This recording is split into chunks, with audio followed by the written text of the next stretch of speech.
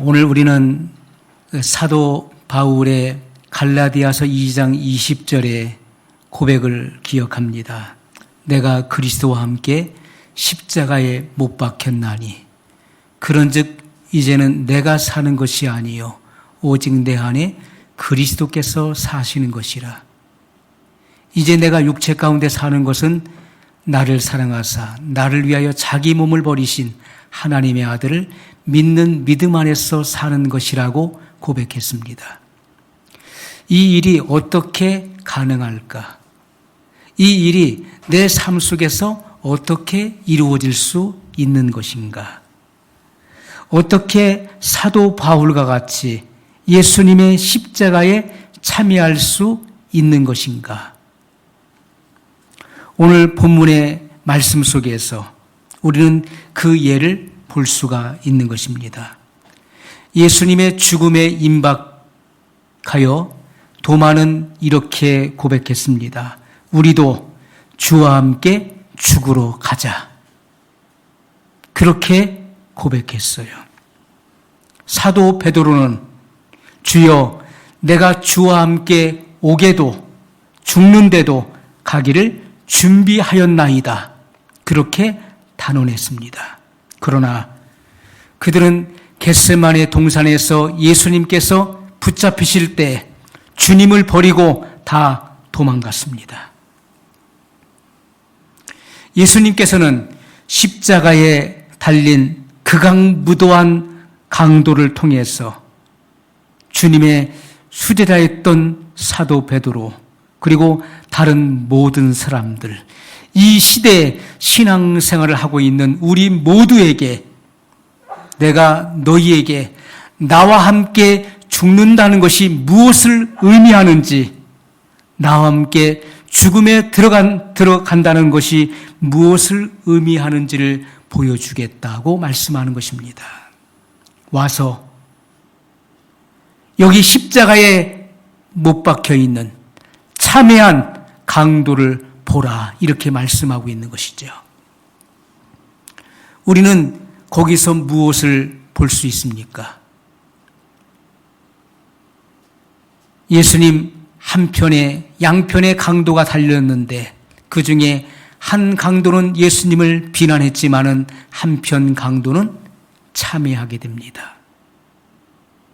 우리는 그에게서 무엇을 볼 수 있습니까? 주님과 함께 죽을 준비를 갖춘 심령의 상태를 볼 수 있는 것이죠. 우리는 그 참회한 강도에게서 겸손하고도 진실한 그 죄의 고백을 듣게 되는 것입니다. 지금 그는 저주받은 십자가에 달려 있어요. 우리가 신명기 21장 23절에 보면 나무에 달린 자마다 저주 아래 있는 자라 하였음이라. 십자가에 달린 자는 저주 아래 있는 자라. 그렇게 성경은 말씀하고 있습니다. 저주를 상징하는 그 십자가에 달려있는 그 강도, 그 십자가에 못 박혀있는 그곳은 사람들이 왕래하는 작은 동산이었습니다. 골고다, 해골이라 하는, 멀리서 바라봤을 때 해골의 형태를 띠고 있기 때문에 골고다, 해골이라 칭했던 언덕이었습니다. 그곳은 가파른 산이 아니었지요. 사람들이 자주 왕래하는 길 한복판의 작은 동산이었습니다. 수많은 사람들이 그곳에 모여들었습니다. 예수님을 비난하고 그리고 양편에 달려있는 그 강도들에 대해서 그들은 독설을 퍼붓고 있었습니다. 그러나 이 한편의 강도는 공개적으로 나는 마땅한 죽음을 맞이하고 있다. 나는 내가 지은 죄에 대한 상당한 보응을 받고 있다. 라고 고백하는 것입니다. 여러분, 사람들은 자기 보호의식을 가지고 있죠. 자기 방어의식을 가지고 있는 것입니다. 내가 잘못을 해놓고도 잘못했다고 말하지 못하는 자존심을 가지고 있는 거예요. 그렇기 때문에 누가 나를 비난하고 나에 대해서 내가 하지 아니한 것 또는 내가 했더라도 그것을 파헤쳐서 이야기하게 되면 사람들은 거기에 대한 구구한 변명을 늘어놓게 되어 있는 것입니다. 그것을 합리화시키고 합법화시키기 위해서 변명을 늘어놓게 되는 것이죠.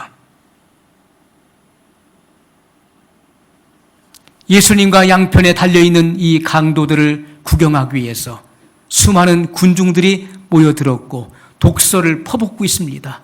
입에 담지 못할 욕설을 퍼붓고 있어요. 그런데 여기 한편의 강도는 자기를 비난하는 그 독설과 그 손가락질에 대해서 구구한 변명을 늘어놓지 않습니다. 자기를 변호하려고 하거나 그리고 그 사람들을 설득하려고 하지 않습니다. 자기 방어의 노력을 하지 않습니다. 자기의 억울함을 호소한다거나 또는 함께 욕하거나 나만 잘못했냐? 너는 잘못이 없느냐? 너는 죄를 짓지 않았느냐? 너는 깨끗한 사람이냐? 함께 욕하거나 함께 비난하지 않았어요.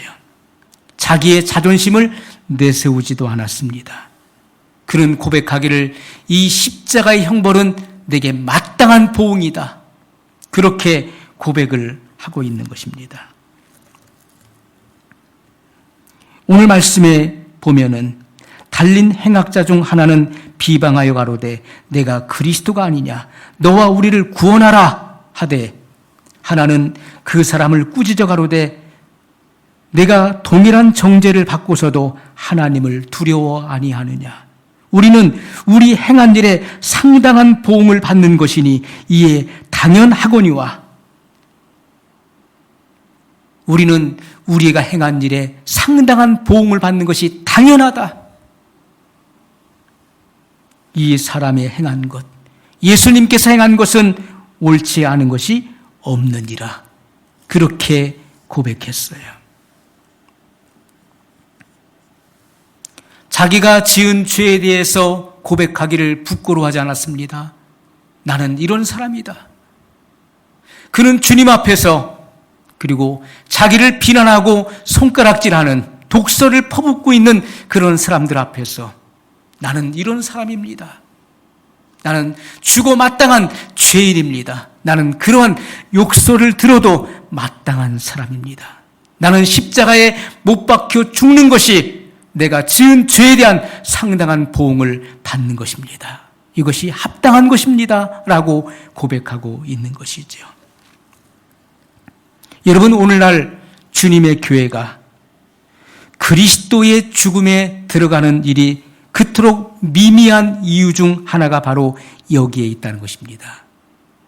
내가 살아있기 때문에 그리스도의 죽음에 함께 동참하지 못하는 것이죠. 내가 살아있기 때문에 여전히 자존심이 나오는 것입니다.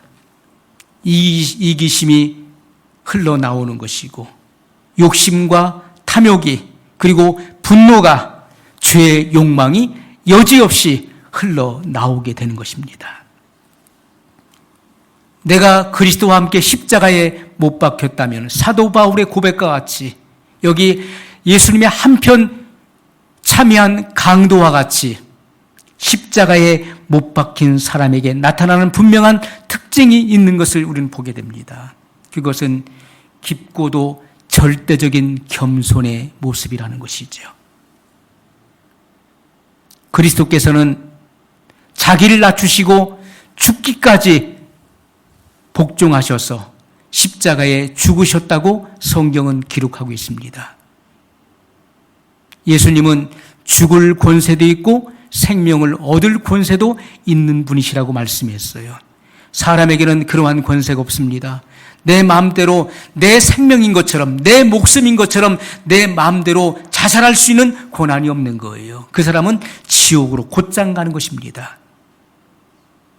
그러나 예수님께는 목숨을 버릴 권세도 있고 남이 내 생명을 빼앗는 것이 아니라 내가 스스로 목숨을 버리는 것이라고 말씀했습니다. 그것이 바로 하나님의 아들의 권세예요. 신성과 인성을 동시에 갖추고 계신 예수님께는 그러한 권세가 있었습니다. 나는 목숨을 버릴 권세도 있고 다시 얻을 권세도 있느니라, 이렇게 말씀하셨어요. 예수님은 자기를 낮추시고 십자가에 죽기까지 하나님의 뜻에 복종하신 분이었습니다.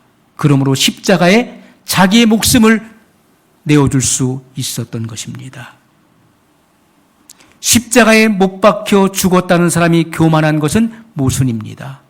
그것은 있을 수가 없는 거예요. 입으로는 십자가에 죽었다, 나는 십자가에 못 박혔다라고 말은 하지만은 여전히 교만한 삶을 살고 있다면은 그는 거짓말하는 자가 되는 것입니다. 십자가에 죽는 것은 겸손한 자만이 가능한 것이죠.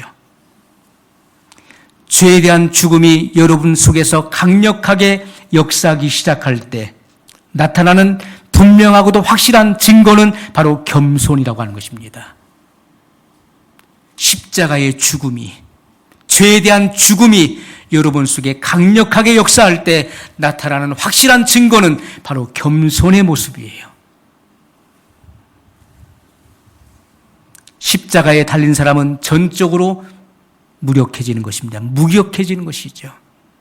아무런 힘을 쓸 수가 없는 것입니다. 십자가에 달린 사람의 특징은 무기력해진다는 거예요. 아무것도 할 수 없는 자기 자신의 연약함과 무능함을 철저하게 깨닫게 되는 것입니다.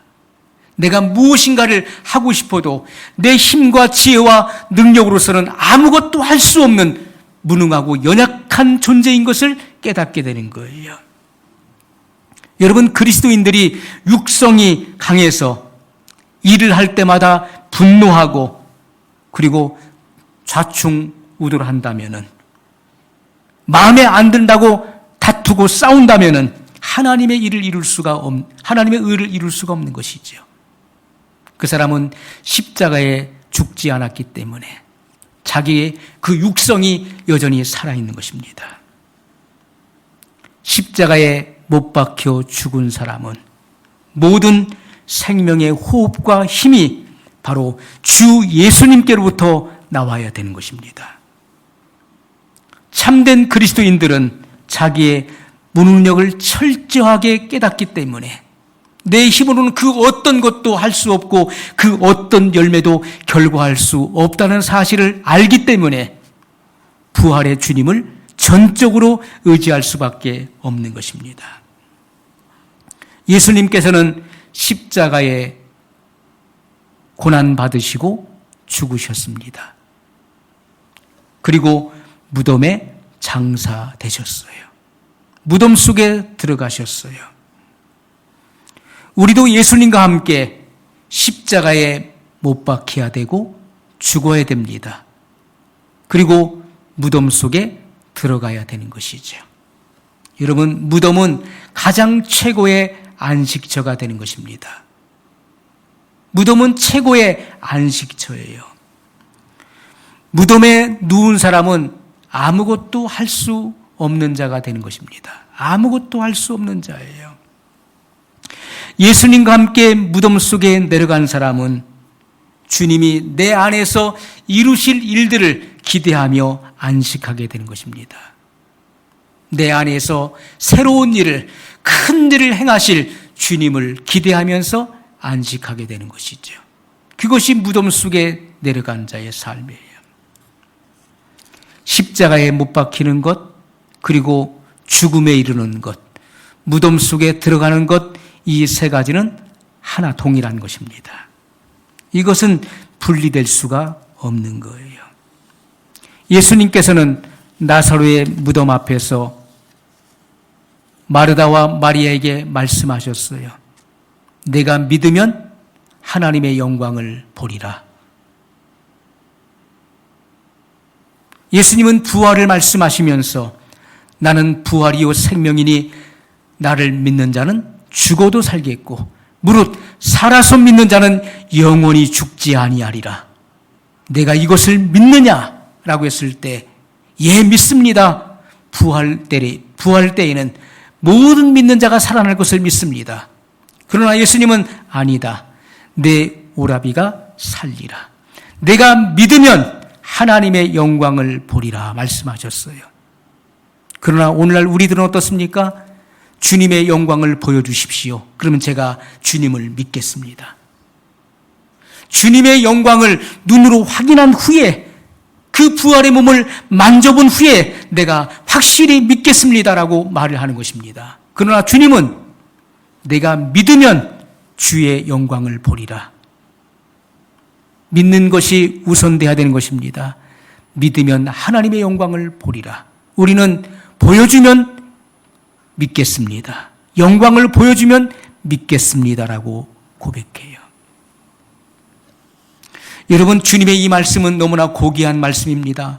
내가 믿으면, 부활이요 생명이신 나를 믿으면 하나님의 영광을 보리라. 이렇게 말씀하셨어요. 여러분, 이 말씀을 어디서 하신 것입니까? 나사로의 무덤 앞에서 말씀하셨어요. 무덤에서 말씀하셨다는 것입니다. 하나님의 영광을 가장 분명하게 볼 수 있는 곳이 어디입니까? 바로 무덤이라는 거예요. 무덤에서 하나님의 영광을 보는 거예요. 내가 그리스도와 함께 십자가에 못 박히고 죽고 무덤 속에 들어갈 때 우리는 그곳에서 하나님의 영광을 보게 됩니다. 내 안에서 큰 일을 행하실 하나님의 그 놀라운 일들을 우리는 기대하고, 그리고 그것을 바라볼 수 있는 거예요. 우리는 믿음으로 주와 함께 무덤 속으로 들어가야 됩니다. 그러면 하나님의 영광이 내 안에 충만하게 임하게 될 것입니다. 오늘날 여러분, 세상의 영들이 교회 속에 너무나 많이 들어왔습니다. 세상의 영들이 교회를 장악했고 교회 속에 만연해 있는 현실이에요. 그렇기 때문에 오늘날 많은 그리스도인들이 이러한 자기가 알고 있는 세상의 지식, 또 자기가 터득한 인간의 이런 지식과 지혜를 가지고 복음을 전하겠다고 나서는 것입니다. 그러나 그것은 오히려 십자가의 흔적을 지우는 일이 될 것입니다. 주님께서 바울에게 세상에 나가서 십자가의 복음을 전하라고 말씀했어요. 사람의 지혜에 가르친 말로 아니하고 성령의 가르치는 것으로 행했다라고 바울은 고백했습니다. 언제 주님께서 네가 알고 있는 지식과 지혜로 사람을 가르치라고 했습니까? 주님은 그렇게 말씀하신 적이 없습니다. 오히려 세상의 지혜와 지식을 버려야 되는 것이죠. 사람의 지혜에 가르친 말로 하지 아니하고 성령의 가르친 것으로 바울은 증거했습니다. 십자가의 복음을 우리가 증거할 수 있는 분명한 것은 성령의 가르쳐 주신 그 지혜의 말로 증거하는 것이라고 말씀하고 있습니다. 주님과 함께 십자가에 죽은 강도가 누렸던 특권이 무엇인가요? 예수님과 함께 십자가에 죽은 이 강도가 누린 특권. 예수님께서 이러한 죄에 대한 고백과 예수님이 그리스도이심을 믿음으로 고백한 강도에게 하신 말씀이 무엇입니까? 강도는 죄에 대한 고백을 했습니다. 공개적으로 고백했어요. 그리고 42절에 보면 가로되 예수여 당신의 나라에 임하실 때 나를 생각하소서. 예수님께서 그리스도이심을 고백하는 거예요. 예수여 당신의 나라에 임하실 때 나를 생각하소서 하니 예수께서 이르시되 내가 진실로 내게 이르노니 오늘 내가 나와 함께 낙원에 있으리라 하시니라. 여러분, 죄를 고백한, 죄를 참회한 이 한편 강도를 예수님께서 어떻게 대하셨는가를 보십시오. 예수님은 그에게 오늘 내가 나와 함께 낙원에 있으리라 약속하셨어요. 오늘 내가 나와 함께 낙원에 있으리라. 분명하고도 확실한 약속이 그에게 주어졌어요. 오늘 내가 나와 함께 낙원에 있으리라 하는 이 말씀은 바로 주님과의 교제를 약속하는 것입니다. 내가 나와 함께 있어 나와 영원토록 교제하게 될 것이다. 주님과 교제할 수 있는 것, 그거보다 더 큰 특권이 어디 있겠습니까? 주님 곁에 있어서, 항상 주의 곁에 있어서 주님과 교제할 수 있는 그런 특권이 주어졌어요. 두 번째, 내가 나와 함께 낙원에 있으리라. 낙원에 있게 되는 특권이 주어졌다는 것입니다. 여러분, 하나님의 나라에 낙원이 있습니다. 사도 바울도 3층 천에 이르러서 하나님의 보좌를 보았고, 또 낙원에 이르러 사람으로서는 가히 이르지 못할 말들을 듣고 왔습니다. 바울은 낙원에 다녀온 사람이었어요. 하나님의 나라에 낙원이 있습니다. 거기에 생명나무 실과가 있어요. 그 하나님의 나라, 영계에 있는 그 낙원의 모형을 따라서 이 땅에 에덴 동산을 창설했던 것입니다. 그러므로 에덴 동산은 이 지상에 세워진 낙원이었던 것이죠. 아담과 하와는 이 지상 낙원에서 죄를 범함으로 쫓겨났습니다. 에덴에서 추방되었어요. 그런데 참회한 강도에게는 낙원에서 영원히 안식한다고 하는 약속이 주어졌다는 것입니다. 내가 오늘 나와 함께 낙원에 있으리라. 이렇게 예수님께서는 약속하셨어요. 오늘 우리에게 놀라운 축복은 무엇입니까? 십자가에 달린 이 강도의 예수님이 곧 우리의 예수님이 되신다는 것이죠. 나의 예수님이 되신다는 사실이에요. 강도는 예수님과 함께 십자가에 달렸다가 낙원으로 들어갔습니다. 예수님과 함께 낙원에 들어갈 사람은 누굽니까? 사도 바울의 고백과 같이 그리스도와 함께 십자가에 못 박힌 사람이에요. 그의 정과 욕심이 십자가에 못 박힌 자들이 주와 함께 낙원에 들어가는 것입니다. 주님과 함께 영원토록 교제할 수 있는 특권, 그리고 잃었던, 상실했던 그 낙원이 회복되고 그 낙원에서 주님과 영원히 함께 사는 그런 축복이 주어지게 된다는 약속인 것이죠. 오늘 우리의 고백은요, 나는 일생을 살아오면서 죄밖에 지은 것이 없습니다. 제가 어느 날 저 자신의 죄의 참상을 깨닫고 주님 앞에 고백했습니다. 주님, 저는 죄 짓는 기계였습니다. 저는 일생을 죄만 짓고 살아왔습니다. 그러한 저의 이런 참상이 발견되어졌어요. 성령의 조명에 의해서 제가 얼마나 죄덩어리였었는지, 죄의 삶을 살아왔었는지가 발견되어졌어요. 주님 앞에 눈물, 콧물을 흘리면서 회개했습니다. 나는 죄밖에 지은 것이 없는 사람이지만, 그러나 나는 십자가에 못 박힌 사람이다. 나는 그리스도와 함께 십자가에 못 박혔다. 그러므로 죽으셨다가 살아나신 영원하신 예수님께서 내 생명이 되신다. 나의 생명이시다. 이렇게 고백할 수 있는 것입니다. 여러분, 오늘 우리는 주와 함께 죽어야 되는 것입니다. 나의 정과 욕심이, 나의 자존심이, 나의 혈기가, 나의 모순된 위선적인 삶의 모든 모습이, 내 속에 하나님의 진리를 배격하고 거스리는 그런 교만이 그리스도와 함께 십자가에 못 박혀야 돼요. 그리고 죽어야 되는 것이고 장사돼야 되는 것입니다. 무덤 속에 들어가야 돼요. 그때 비로소 우리는 새로운 일을 행하시는 예수님을 만나게 되고 주님께서 여러분의 생애를 통해서 크고 놀라운 일들을 펼쳐 나가시게 될 것입니다. 여러분의 생명이 되셔서 영원한 생명을 누리게 하실 것입니다. 오늘 말씀을 기억하면서 우리 한 목소리로 같이 기도하겠습니다.